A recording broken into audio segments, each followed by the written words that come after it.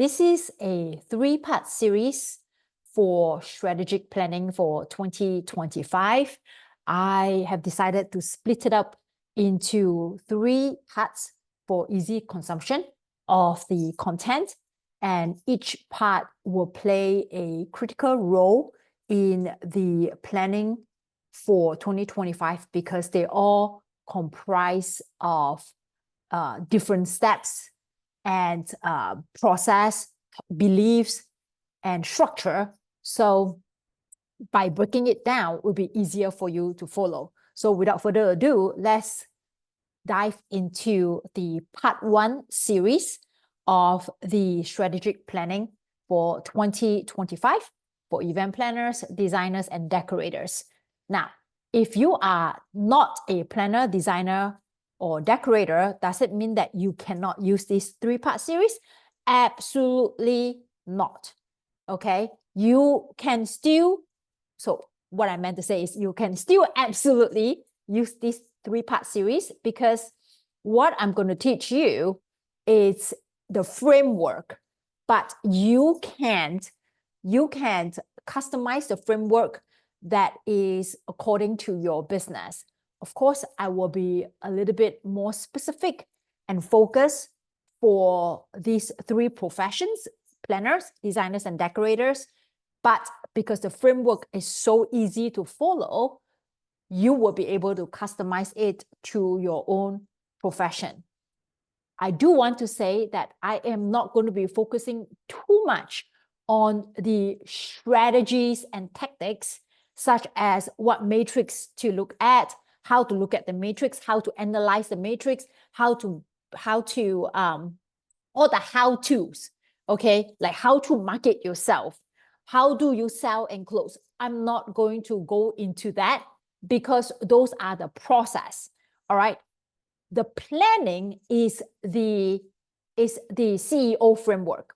The planning is to be able to see the path from the starting point to the ending point, and how do we segment the path into three separate journeys. And yes, I will be talking a little bit about the strategies, tactics, matrix, absolutely, right? But this three-part series is not all heavily focused on strategies and tactics. And if you're looking for that, you can easily go into my social media handles, whether it's YouTube, podcast, or my Facebook group, Instagram, LinkedIn, to get all those strategies and tactics, because those strategies and tactics are not any different year to year. But of course, there's some modification, such as for 2025, will be heavily focused on AI and how to use AI to help you create content that still can be authentic, yet at the same time, help people who have a hard time in copywriting to come up with ideas and stuff like that. Yes, that's the modification, but the fundamentals are the same. So that's why I say that you can, those strategies and tactics are pretty evergreen, okay, with slight modifications. And what is most important is for me, for this three-part series, is for you to see, to clear away all the trees and to be able to see, to look through the forest, to see the path from the moment you step into the forest to how do you clear the path to get to the end of, to get to the end of the road where that's the silver lining. Okay. All right. So let's step into part one. So I'm going to give you the heading of those three-part series so you have an understanding where we're going. Okay. So part one, we're going to define what you want for your business and personal life. I know, super boring, right? That everybody is talking about how do you define your why? Like you got to define your why. So I'm going to talk a little bit about more straight to the point. Okay. What do you mean? What you want for your business and personal life? I want it to be so specific you can actually see it and you actually think that you can attain it. Okay. So that's part one, defining what you want for your business and your personal life. Part two, setting realistic goal. Okay. Now you will hear people talking about you need to aim for the stars, right? You need to aim for the stars. You need to You should not have any boundaries. I fully subscribe to that. But they forgot to talk about the but. If you don't set realistic goals, you're setting yourself up for failure. So there are several steps that you need to establish so that you can hit your realistic goal, and then you hit your stretch goal, and then you hit your outrageous goal. So the outrageous goal is, there's a better term for it. When I say outrageous, doesn't mean that it's not attainable. It is like your dream goal, your reach for the stars goal. Okay, maybe we call it reach for the stars goal instead of outrageous, right? So, but there needs to be a process, and not forget about the realistic goal, the stretch goal that will really stretch your belief and your capacity to perform.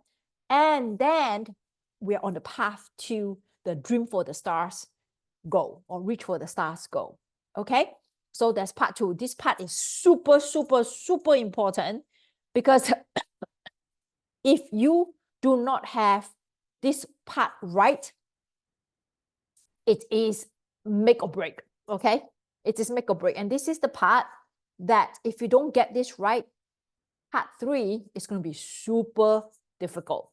Part 2 is the part that a lot of people will fall off the wagon, just to give you a heads up. Okay, and then part 3, those people have fallen off the wagon.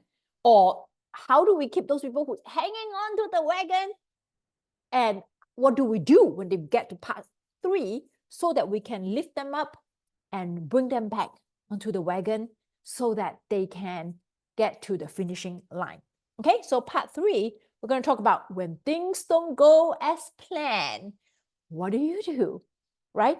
You have this majestic plan that you have put down for part 2, and then part 3.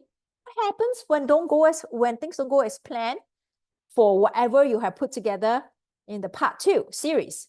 So we're going to talk about that.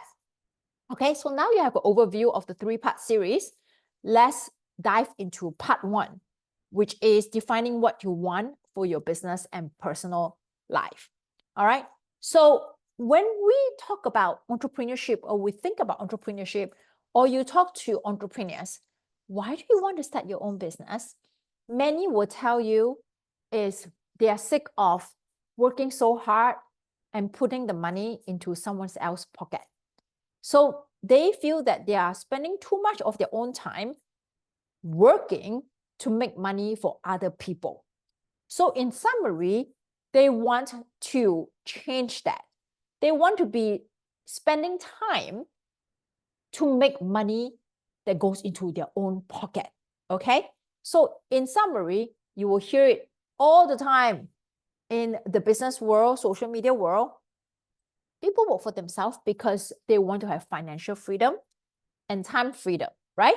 They want to be able to control how much time that they want to work, and they want to control how much money they want to make.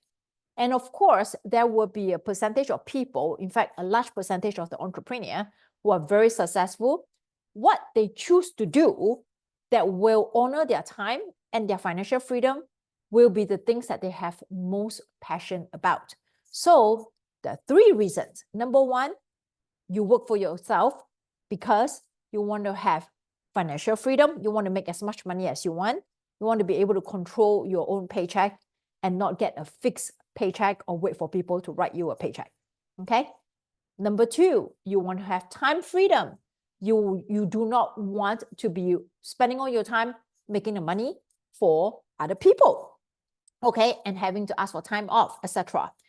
And then reason number 3, you want to be able, if you're spending so much time in your waking hours, 8 to 10 hours, doing something that is going to bring in money to pay the bills, to live the life that you want to live, you want to be able to do that thing that is of your passion, right? So you are actually paid to play, so it doesn't feel like work. So you want to honor your passion. So those three are the main reasons why people want to have their own business. So now, the challenge that I see many people fail to do, which leads to having a poor foundation when they are creating their business plan or this framework for success, for entrepreneurship, is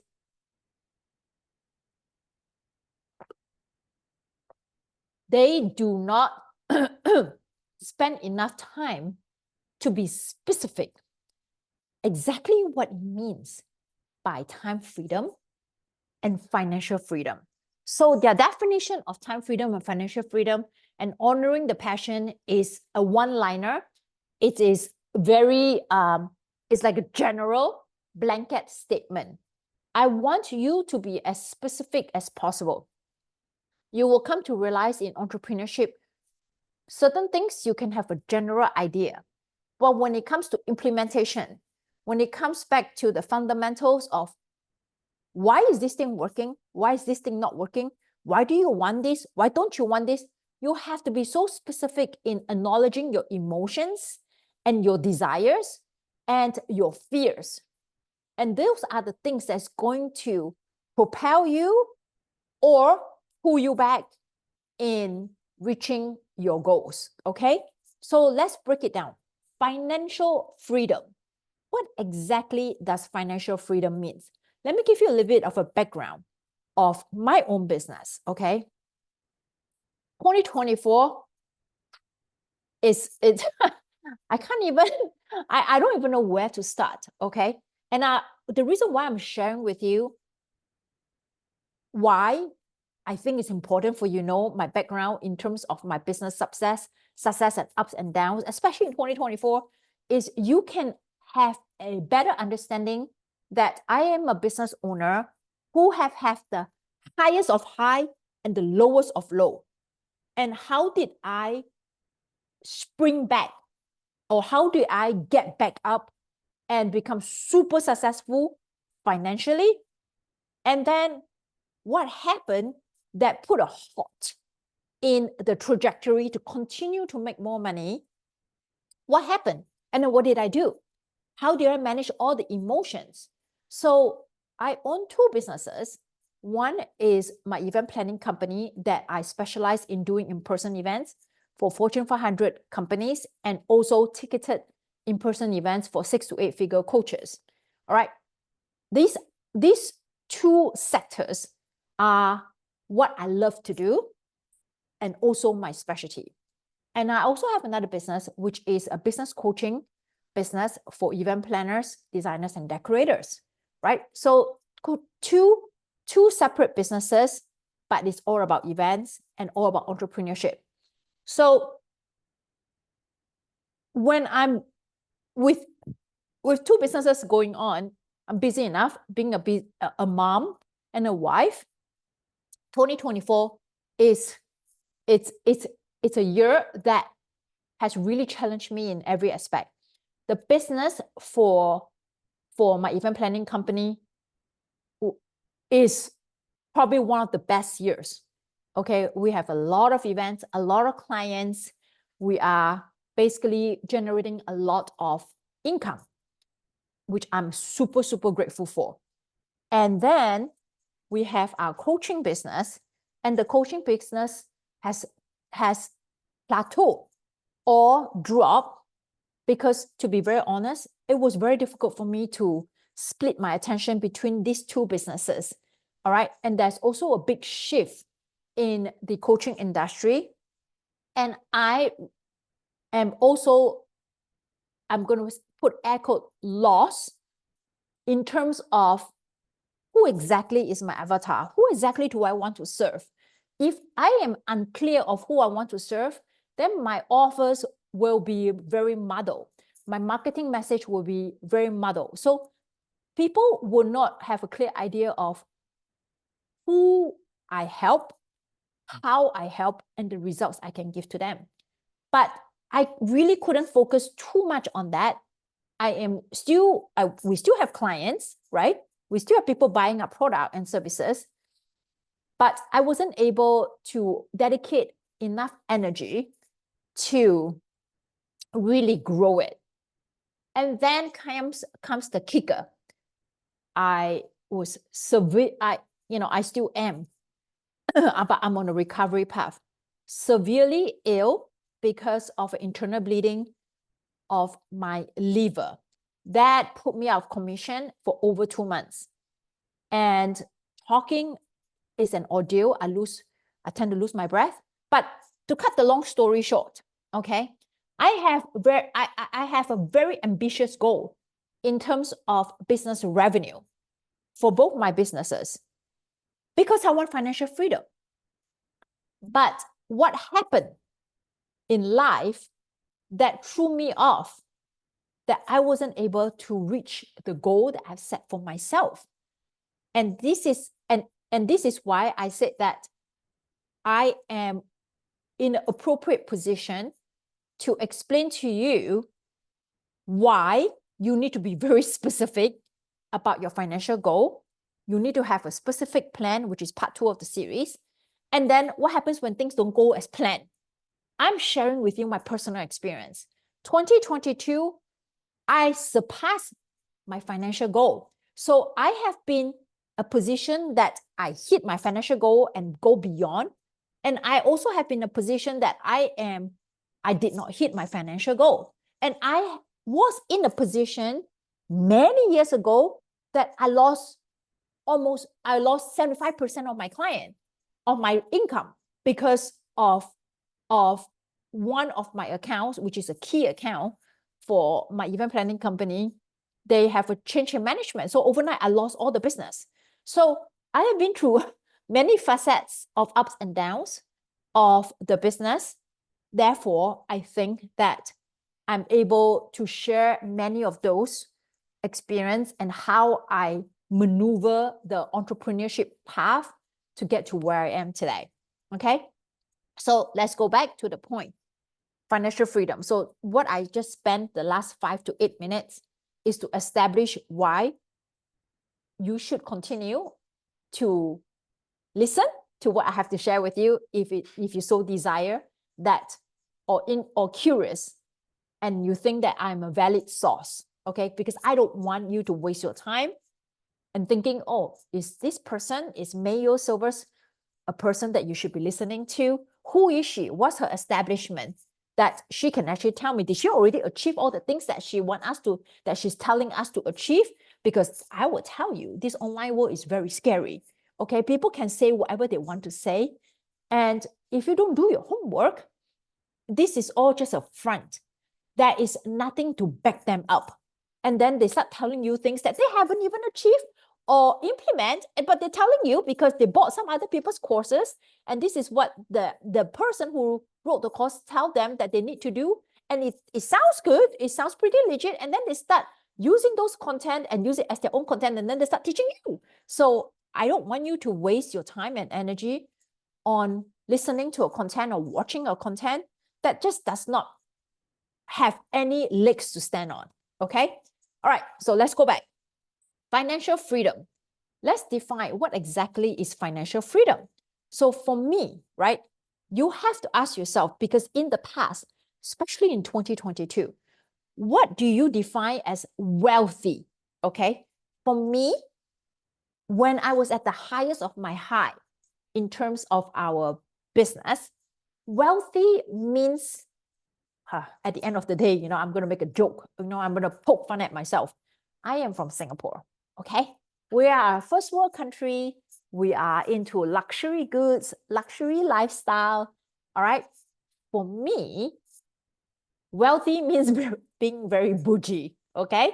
Wealthy means that I have enough, number one, to take care of my basic needs, which is to pay my bills, to have savings, okay, and to have some money left over as emergency funds, right? So savings and emergency funds are not the same thing. I want you to be aware of that. Many people, tend to commingle emergency funds with savings, which I don't think, well, first I want to commend you that you actually have the discipline to have savings.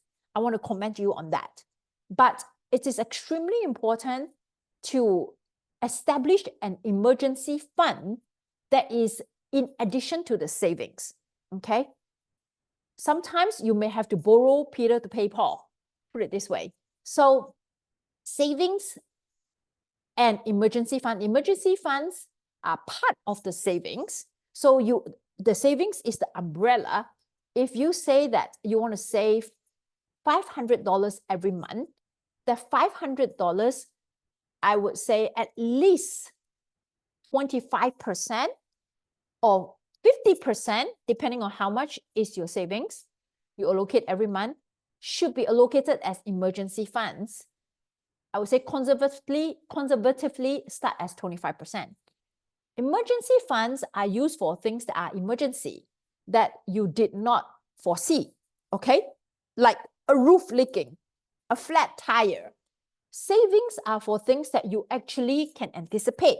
Savings for retirement, savings for your children's education, savings for vacation, right? Saving to buy something, saving to invest. Those are things that you can plan. Emergency are things that you don't plan. That's why I say you should have at least 25%. Start small, wherever you are. As long as you start, that's the point. You need to have some form of an emergency fund for things like that. Like when I had this health episode, it is like $8,000, okay, that I have to pay for all the hospital bills. And we have that. We have that emergency fund. And one day I was driving down the road and I hit a freaking pothole, and the pothole cost me $2,500 because it bent the wheel of my car, and I drive an expensive car, and you have fat tires and everything. Like, I didn't expect that. So this year, I basically tapped about like 10 to 12,000 of my emergency fund. Thank God I do have that fund, and I did not have to touch my savings, okay? So when we talk about being wealthy, let's talk about understanding numbers, okay? When I say you have to know how, like, okay, wealthy means you can pay your bills, but you have to be specific. How much is your bills? So you need to have a number. So do not put a blanket statement, oh, I want to be wealthy. When I start my own business, I want to be wealthy. What does wealthy means? Wealthy means I need to be able to pay my bills. And how much are your bills per month? If your bills per month is $3,000, that means you need to write down $3,000. How much money you want to save per month? Or you want to save $1,000 per month? Okay, write down $1,000. And your emergency fund from the $1,000, if you want to say 25%, that means is $250. So all in all, you need to have at least $4,000 come in, okay? $4,000 come in, and that $4,000, $3,000 to pay your bills, and then $750 is your savings, and then $250 is your emergency fund. Okay, check. This is your basic need, okay? Your basic obligation of how much money you need to bring in every single month. So you check that. Now, again, I'm Singaporean. I'm one of the bougie ones. Wealthy doesn't just mean I got to pay my bills, savings, and emergency fund. Wealthy means I go on vacations. Okay, there are a few vacations that I take every single month. Not every single month, every single year. For me, the mandatory vacations are spring break, which is in March. And then, see, as I was saying, I'm still recovering, that I still get breathless because I still have a lot of pressure in my liver. So I need to slow down because I am getting too excited. I need to pace my energy. So we have spring break vacation. We have our June vacation where Mia and I, my daughter, who is 9 this year, 9 years old, Mia and I will go back to Singapore for almost a month. And then we have a trip normally in summer where we take as a family, because after spending vacation with my daughter in June, we need to spend another vacation with his papa as well, right? So as a whole family unit. So that will normally happen in July or August. And then we have another vacation, which is end of the year in December. We go back as a whole family to Singapore. So these 4 are my basic okay, air quote, basic vacations that I have to plan for. So I need to know how much that costs.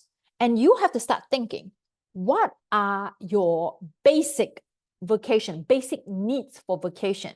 Like you will take every year, your annual vacation or the vacations that you take every year, okay? That you have to take for your sanity or you have to take to stay together as a family. You need to create memories.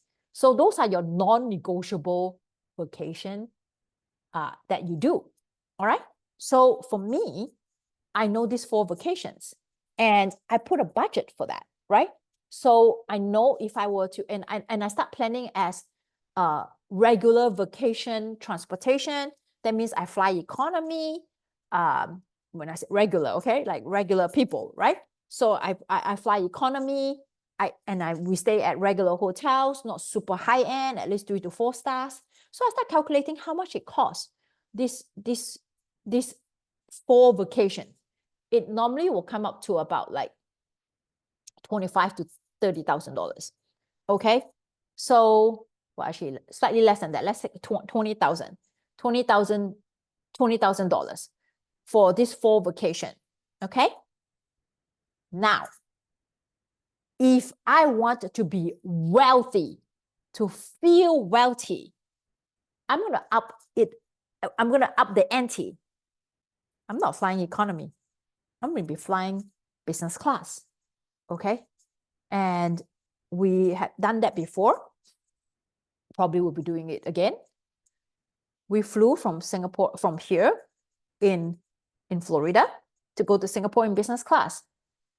The ticket itself was $21,000. All right. If we do it 2 trips, so if it's just myself and Mia, probably like 12,000. 3 of us, 21,000. So that's $30,000 on airfare already. That's only just these 2 vacations. We're not even talking about the other 2 and accommodations, right? So a vacation that is at $20,000, if I want to feel really wealthy, can double to $50,000. Easy. And then this is when we say that you want to dream big. So you have your basic vacation experience and to the extravagant travel experience. So I can put both of them. So when I'm doing my calculation, breaking down the numbers, I have 2 numbers that I can aim for, which is my realistic goal and my stretch goal and my reach for the stars goal. So you see, they're all interlinked. So here, these are the 4 vacations that I want to take. And this is the basic cost. And this is the extravagant vacation cost, right? Staying at 5-star hotel, right? So flying business class, so it's double the cost. Then I start thinking about, okay, what other vacations do I want? Mini vacation, my own sabbatical. And I can take a sabbatical once or twice a year. And each one costs about $5,000. And that's not even flying business class, which I don't normally will spend too much money flying internal within United States. Business class is a joke. So I, like I budget that. So now I have a specific number in terms of vacation, how much I want to spend, right? Then if you really, really want to push the envelope because you're working for yourself, right? You want to make all this money. And what do you really desire? If you say, oh, I want to drive a luxury car. I want to drive a Porsche. I want to drive a Ferrari or, a Mercedes, a G-Wagon, all this. You need to start researching how much it costs to purchase vehicles like this. If you say that, oh, I want to own a Louis Vuitton bag, something that is on your mind. When you say, when I make it, I'm going to buy that bag. I want to get the Chanel bag, right? I want to buy the Rolex watch. All these luxury items, okay? Those are what falls into the bucket of reaching for the stars, okay? You can make it as your realistic goal. It's up to you. But from my own experience, okay, in order to avoid disappointment, let's start with baby goals first. Baby goals, which are your current lifestyle that you continue to want to uphold. So when you start your own business, it doesn't feel like it is a vertical stretch, okay? A vertical journey. So you want to be able to start with a baby goal. That's my suggestion. You don't have to follow that, but I think this is a path that will require a lot of questioning of your self-belief and adjustments. So I'm giving you the path of least resistance and the easier path to avoid disappointing yourself. Okay, that if you don't have a strong self-belief, you will start to wonder, can you actually do this? So that's why I break it down into the non-negotiable vacations with a standard mode of transportation and accommodation, and then have another bucket that is your luxury experience, okay? All right, so now we define the dollar amount already. What exactly is financial freedom? We define the dollar amount that you need to make every single month, every single year, every year, okay, or at the end of the 2025, this is how much money that you will want to be able to make in order to honor your basic or current lifestyle and also your extravagant luxury lifestyle. Now, the third question that you want to ask yourself is to quit or not to quit. What do I mean by that? Okay. Many of you are still holding a full-time job and you so desperately want to just go full-time in your business. And I will tell you that if you do take the plunge to quit and go full-time in your business, it is a scary thing. And I talk about that in my book, The Unstoppable Eventrepreneur, Eventrepreneur. You can get that on Amazon. So I talk about that in my book about taking the plunge, quitting your job, and go all in. But it is not for everyone unless you understand your relationship with money. You understand how you perform under pressure, especially under pressure, financial pressure, where you are not used to, when you have been so used to getting a paycheck every single month, suddenly you got no paycheck coming in.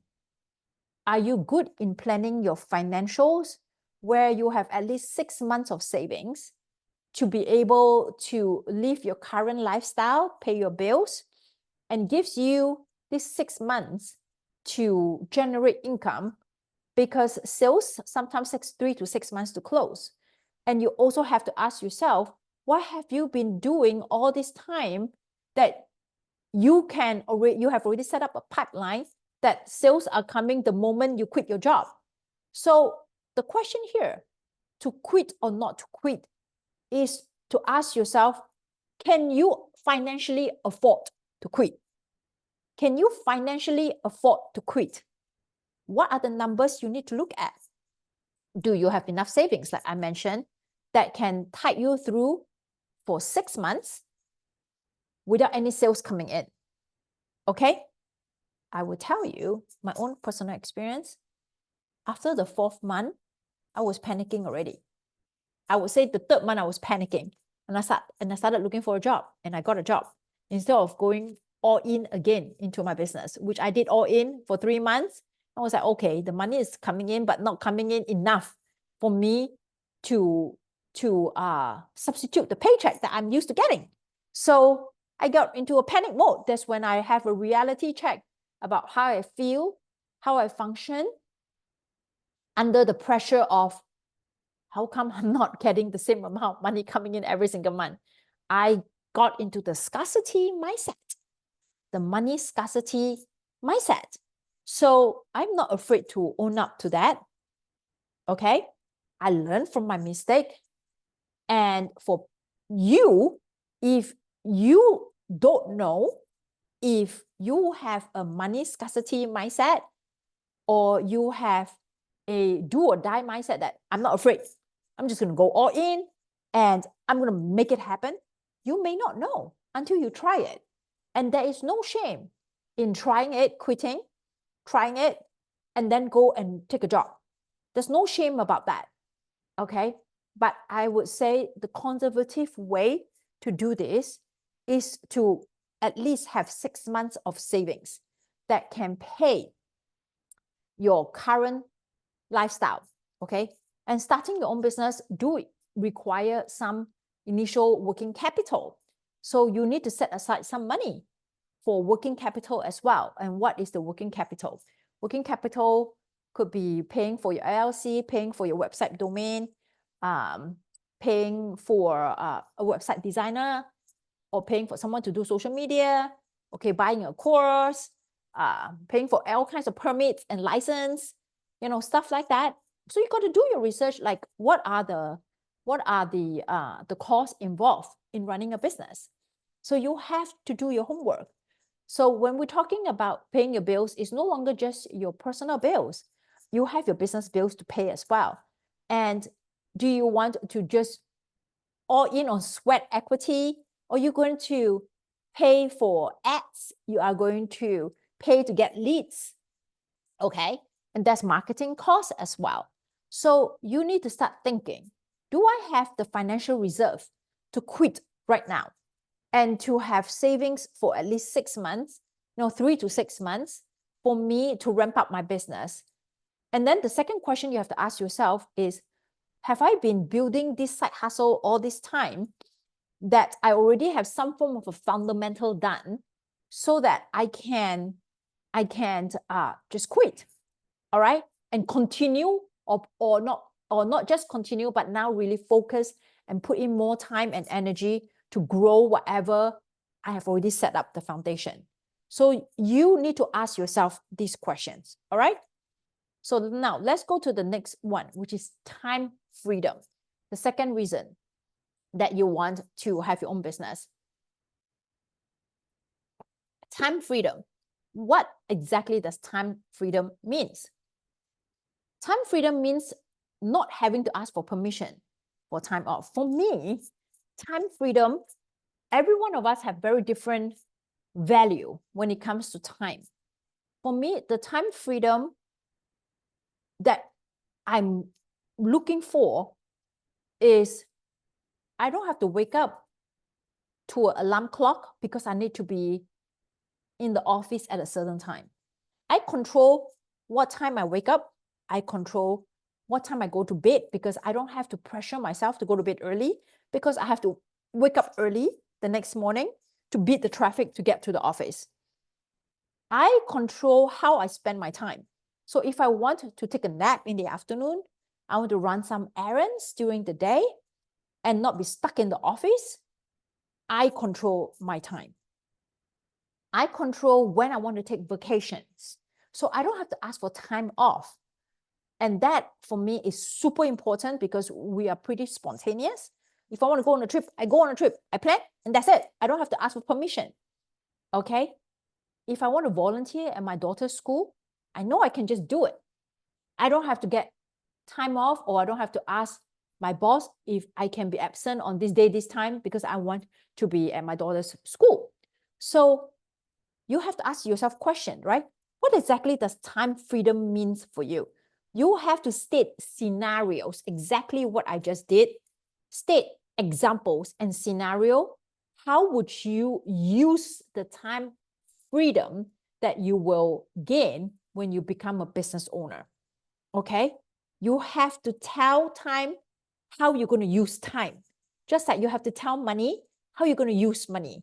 That's why I say you have to be very specific about how much money goes to paying bills, how much money goes to savings, how much money goes to emergency, how much money goes to basic travel, how much money goes to luxury travel. That's why you need to tell money how you're going to spend money. Now you're going to have to tell time how you're going to spend time. Okay? So for me, I break it down into a few things, such as not having to ask for permission for time off. I gave you some example. How many vacations do you want to take and when? Be very specific, okay? Write it down on your calendar. Like what I just said, initially, I take 4 main vacations a year, but in reality, we'd probably do about 7. So I slot in those big ones, and then I slot in the spontaneous ones. So now you know these are the time that I can afford to go. I don't have to ask for time off. right? You want to be very specific about that. And the next question I ask is, how many hours do you want to work per day, per week? Okay, how many hours do you want to work per day, per week? And it also depends on how do you want to structure your business. Do you want to be a one-man show? Or do you want to have some form of a help like a VA, a social media manager? Okay, so you don't have to do everything yourself. It's like for me, for M2 hospitality and events for anyone, okay, even during peak season, I basically, you know, in terms of client fulfillment, I probably spend about like 24 hours of client fulfillment time in 1 week. All right. And then probably spend about like 5 hours, 5 to 6 hours on sales outreach. It should be the reverse. But during peak season, we have a lot of events we need to fulfill. So it is what it is. But on a regular basis, it is the reverse. I do a lot more sales outreach and then client fulfillment work. But regardless, I would end up working more, 40 to 50 hours, if I do not have a help of a social media / tech person to help me manage my social media content.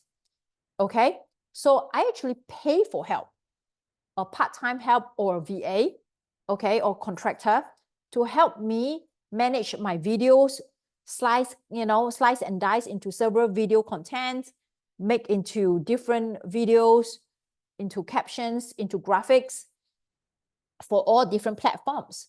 Those are my marketing outreach, which has to be done. So if I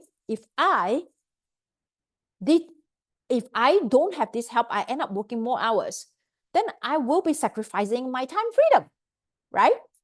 In my day-to-day. So we talk about the overall time freedom, the big picture. Then we want to talk about the day-to-day, how many hours you want to work. And you have to be very specific, like the times that you want to work. For me, I don't normally start work like sitting in front of the computer until about like 10 a.m. So I will work from 10 to probably 1:30 or 1 o'clock. So that's 3 hours. And then I go pick up Mia and I come back. I start again at 2:30 to about like 4 o'clock. Okay. So that's 1.5 hours. So on average, I work about 4.5 to 5 hours a day.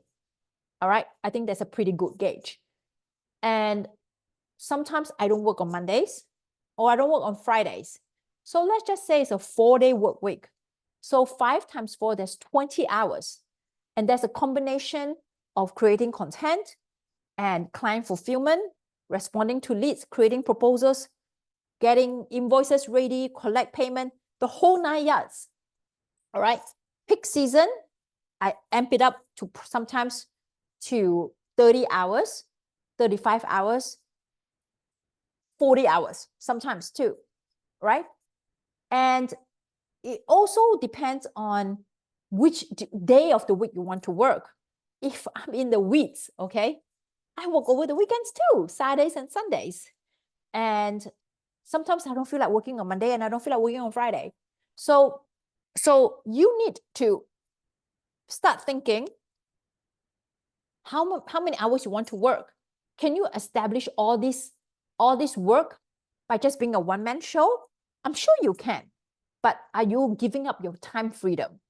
Okay. And when we talk about client fulfillment, right? This is the one mistake that I see happen all the time. You say that you want to have the time to spend time with your family and friends, travel, to do the things that you want. But if you're structuring your business in a way that you and only you can do the client fulfillment job, be it the planning, be it on-site, that means if you are sick, if you go on vacation, this is not going to happen. So you don't really have a time freedom because you have tied yourself to that part of the job. And for me, I will be more hands-on when it comes to the planning because I do a lot of strategy planning. But when it comes, and that's client fulfillment, right? Because I'm doing the strategy part that they pay me to do. But the on-site, the small events, okay? The small events, I don't go because it's so easy. I could have a vendor take care of the setup of the catering, the whole 9 yards, and I introduce them to my client. I train my client to a point that, or I explain to them during the whole process when they hire me, in order to help them save money, they don't need to pay me to be on site because the event is so small. The venue knows exactly what they're doing. My vendors know exactly what they're doing. Or I have an operations manager who is over there, okay, that I can hire on a contract basis, pay about $100 to be there for a couple of hours, and I don't have to be there. So I have the time freedom. So you have to ask yourself, if you want to be super hands-on, you are sacrificing your time freedom. So you are going against what you say you want because you did not structure your business the way it's supposed to be structured. So you can actually step away from your business. Okay? So I want you to think about that. Now, the third reason why you want to have your own business is honoring your passion. Okay? So honoring your passion is you want to be able to, when you're working for your business, you want to be able to enjoy whatever you're doing. And the mistake that a lot of creatives in the creative profession, event planners, designers, decorators, okay, they think that when you have your own business, you get to spend all day doing what you love, just creating designs, decorating, planning events, the actual work where you honor your passion. Unfortunately, it is not. Okay. The majority of your time, especially when you are just starting your business, comes down to doing business outreach, doing business work. Okay. That means you need to create the marketing and the selling to get the opportunity for people to know you're in business and then to pay you so that you can do the fun part, which is the client fulfillment, which is your passion. So if you are thinking to start a business, you cannot be thinking that every day I wake up, I get to plan events, I get to design events, decorate events. No, you don't. You only get to do that when you have a client paying you to do that.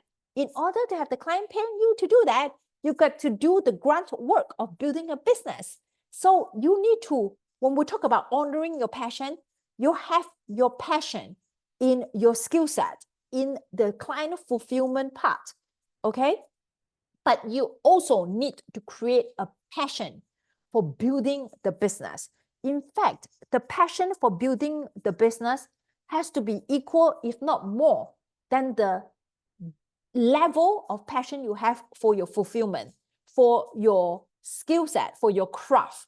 Because if you have zero passion, zero desire to do the work of building a business, which is awareness, which is marketing, okay, and sales, if you don't know how to do, if you don't have the passion for, and business financial, if you don't have the passion for finance and marketing and sales, you cannot create the opportunity. There is no way you will be able to create the opportunity to be paid to play, which is what you're thinking. Oh, when I start my own business, I can design, I can plan, I can decorate all day long. No. So you need to start to be honest with yourself, okay? Do I have the passion to build the business? I did not ask, do you have the skill? I did not ask you if you have the skill to build a business. I'm asking, do you have the passion to build a business? And your answer could be, I don't know, because I have never built a business before. Okay? And many will probably give this answer because you really don't know. So you will have to start somewhere. And if it's something that you don't know how to do, you have no experience, it could be very scary, right? It could be very scary to do something especially when there's money attached to it. That's why I say don't quit your full-time job, okay? Because you're still getting paid. So you don't have to deal with two worries at one time, which is worrying about there's no money coming in and worrying about, can I actually do this? I don't even know how to market myself. I don't even know how to sell. So let's take it one thing at a time. So let's eliminate the first worry, which is the money coming in? Because you still have a job, your money is still coming in. So you don't have to worry about that. So now, if you haven't built a business before, my suggestion is when you don't know whether you have a passion to build a business, start talking to business owners, okay? In the same field. I would suggest to start talking to business owners in the same field and ask them, how was it like when they started their own business? What were the most difficult parts, okay? What were the most difficult parts to get it off the ground? And many will tell you, I have a hard time getting leads. I don't know how to market myself. I'm attracting the wrong leads. I don't know how to price myself. I'm working so much, but then I don't see the money. So they will tell you all this. They will tell you the problem. But you also want to know, okay, how do you solve this problem? So what did you do eventually? They get you to where you are today. So when you're talking to business owners, please, okay, in the field, please only talk to business owners who have made it, okay? Don't talk to those that just started and is still struggling because they cannot help you. I know it sounds really dumb that I will actually have to say this, but I see so many. It's like the blind mouse, okay? One blind mouse leading another blind mouse. So everybody's running in circles, not knowing what to do because they're asking the wrong person and asking the wrong question and not getting the solutions that they want. If you want to follow a cat, okay, if you want to copy a cat, find the right cat to copy. I say that all the time. If you want to copy cat, find the right cat to copy. So talk to business owners in this field who actually have been through and done that and made it. That's why I say, am I legit to teach you? Absolutely. I have results to show. Okay. Those of you who are friends with me on Facebook and on my social media, you have seen me how I spend money. Okay. You have seen the things that I carry, the things that I wear. You have seen the cars that I drive. You have, I own them. Okay. I don't rent a luxury car. I own that car, right? I sit in business class. This is not like I just, hey, can I just sit here and take a picture? Hello? No. Okay. I actually spend money. So where do I have to get the money? Through my business, right?